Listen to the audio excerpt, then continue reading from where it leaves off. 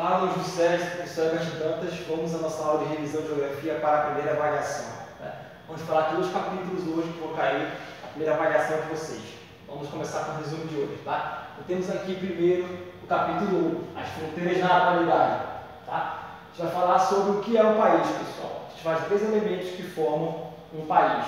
Primeiro, território, né? Se vão lembrar lá que o território é uma categoria de geografia, está ligado ao poder, né? Então, se alguém manda no espaço físico, né, no recorte espacial, é um território. Como o país, o município, o estado, né, se o presidente, um rei manda no território, esse é o território, o espaço do poder. Tá? Então, o território é a área delimitada por limites ou fronteiras, né? São aquelas linhas dos mapas que separam os países.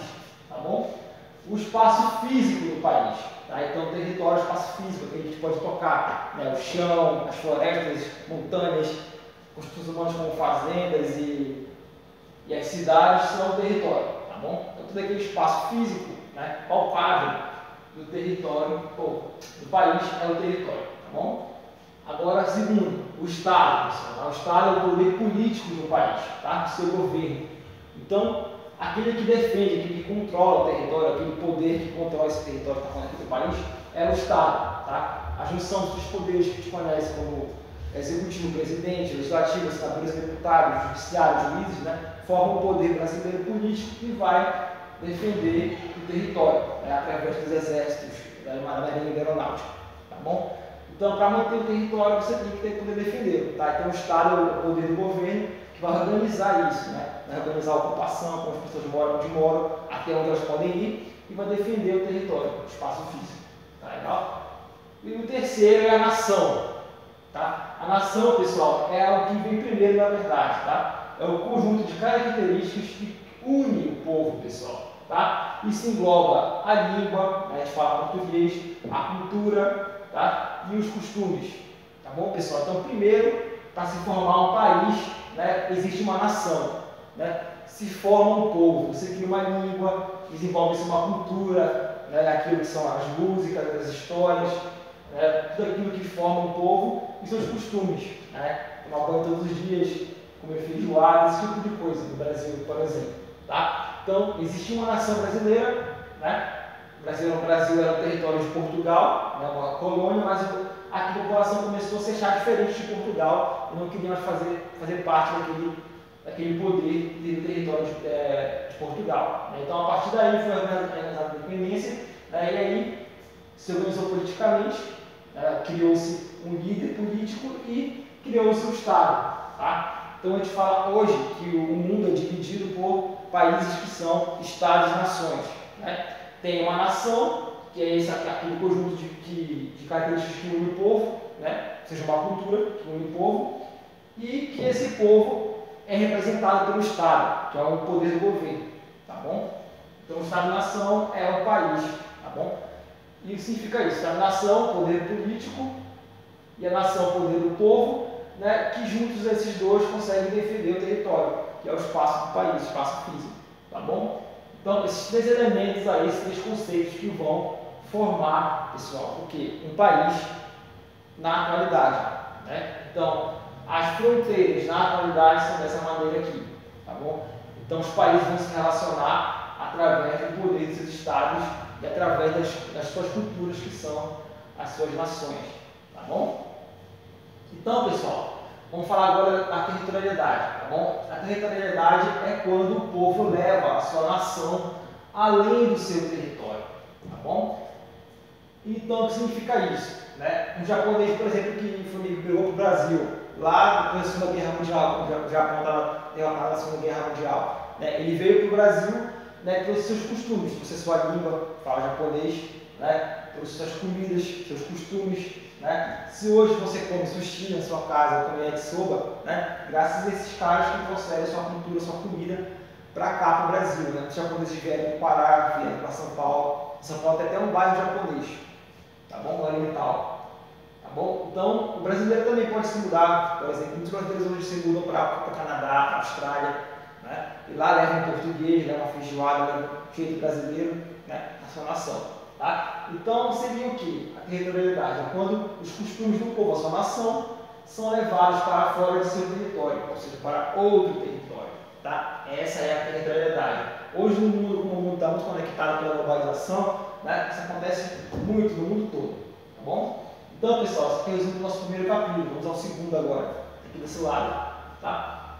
As dinâmicas populacionais do mundo. A gente fala de população no 7º ano. Não sei se vocês lembram, espero que vocês lembrem, mas foi mais a parte nacional. Vamos falar agora mais do mundo todo. Tá bom? Então, a população mundial sofreu um grande crescimento, tá? Chamado de explosão demográfica, após o avanço tecnológico da indústria e da medicina. Tá, pessoal? Então, a indústria permitiu que se criasse mais alimentos, mais vestuário, né? Tudo muito mais rápido, né? Isso permitiu que o quê? Que essas coisas chegassem a mais pessoas. Se tem mais alimento, mais pessoas podem usufruir disso. Né? Então, as pessoas tiveram mais filhos graças à indústria. Tá bom? E a medicina, pessoal, o avanço dela permitiu que as pessoas vivessem mais. Né?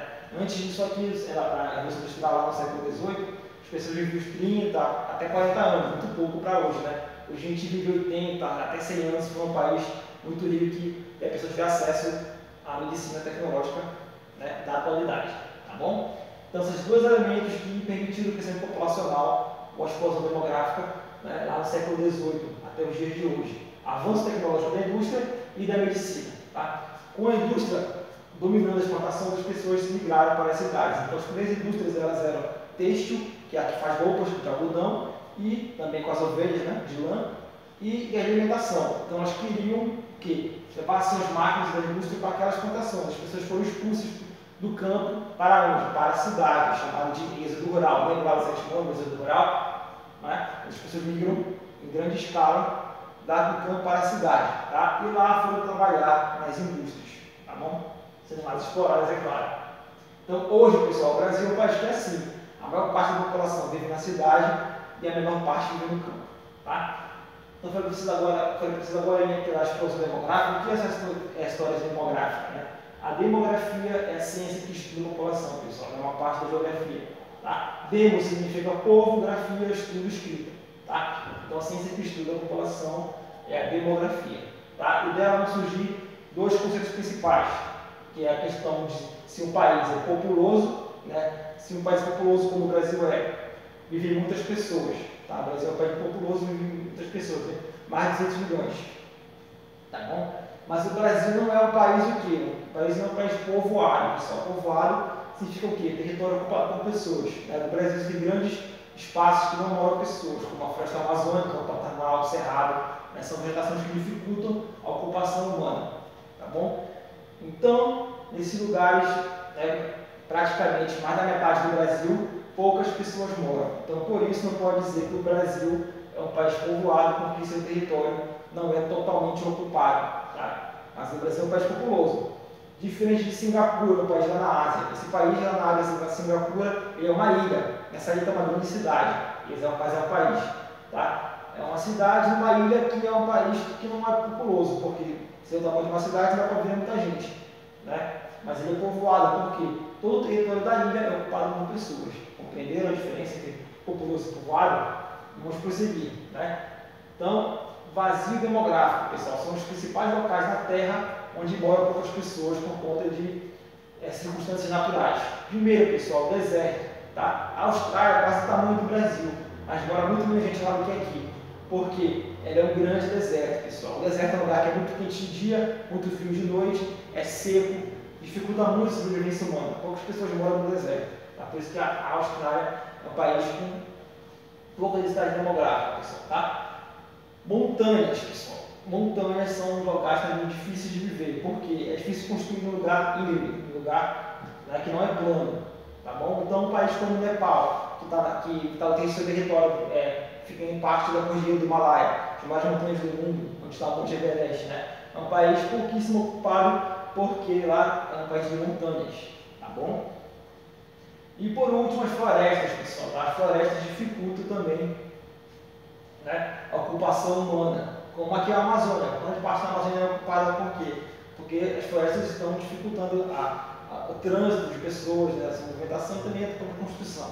Mas lembre-se que no sudeste e nordeste do Brasil existia uma mata parecida com a amazônica, que era a Mata Atlântica, né, que ela foi sendo destruída ao longo dos séculos que o Brasil se formou, 500 anos que o Brasil se formou, né, e por aí Vai, né? Ela foi destruída de pouquinho em pouquinho, hoje quase ela não existe mais.